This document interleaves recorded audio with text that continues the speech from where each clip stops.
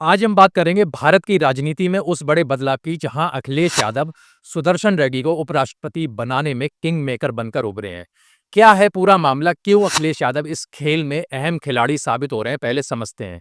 भारत में उपराष्ट्रपति का पद संवैधानिक ही नहीं बल्कि राज्यसभा में सभापति होने के बावजूद भी बेहद अहम होता है। मौजूदा हालातों में पक्ष और विपक्ष दोनों अपनी पकड़ मजबूत करने की कोशिश कर रहे हैं और इसी बीच सुदर्शन रेड्डी के नाम का ऐलान हो जाता है। सुदर्शन रेड्डी दक्षिण भारत से आते हैं और करीबियों के मुताबिक उनकी छवि बहुत ही साफ सुथरी है और अपनी साफ सुथरी छवि के कारण ही सुदर्शन रेड्डी विपक्षी एकता का एक चेहरा भी हो सकते हैं। अब लेकिन सवाल यह है कि कैसे अखिलेश यादव एक किंग मेकर बनकर उभरे हैं। आपको बता दें, उत्तर भारत यानी उत्तर प्रदेश में अखिलेश यादव का राजनीतिक कद और राजनीतिक प्रभाव लगातार बढ़ता जा रहा है। हाल ही में हुए चुनावों के नतीजों ने और गठबंधनों ने यह बता दिया कि बिना समाजवादी पार्टी के विपक्षी एकता की तस्वीर अधूरी है। जिस समय विपक्षी पार्टियां राष्ट्रपति पद के लिए अपने उम्मीदवार का चयन कर रही थीं, उस समय अखिलेश यादव ने सुदर्शन रेड्डी के नाम को आगे बढ़ाया। अखिलेश यादव का समर्थन मिलने के बाद ही विपक्ष के अन्य दलों ने भी सुदर्शन रेड्डी के नाम पर मुहर लगा दी और वो उपराष्ट्रपति पद के उम्मीदवार बन गए।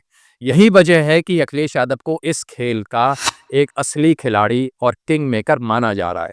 लेकिन अब सवाल ये है कि आखिरकार विपक्ष ने अपना उपराष्ट्रपति पद का जो उम्मीदवार है वो दक्षिण भारत से ही क्यों चुना।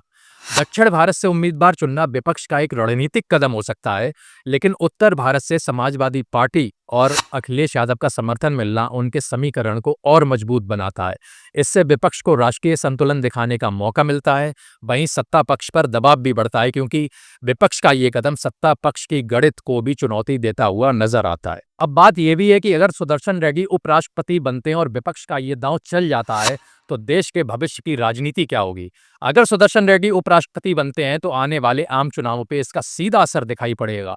विपक्ष को एक नया चेहरा और एक मजबूत पकड़ मिलेगी और अखिलेश यादव की राजनीति सिर्फ यूपी तक ही नहीं बल्कि राष्ट्रीय स्तर पर एक निर्णायक खिलाड़ी के रूप में उभर कर वो सामने आएंगे।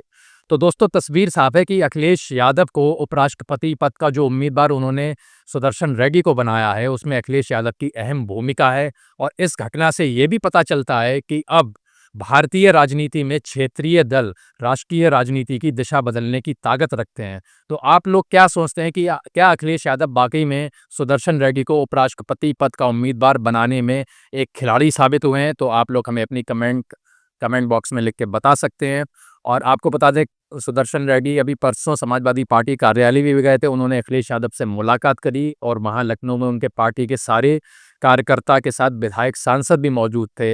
शायद अखिलेश यादव ये दिखाना चाह रहे हैं कि सुदर्शन रेड्डी को वो उपराष्ट्रपति पद का जो उन्होंने उम्मीदवार बनाया है, तो उन्हें कुर्सी तक पहुंचाने के लिए वो कोई भी कसर बाकी नहीं छोड़ना चाहते।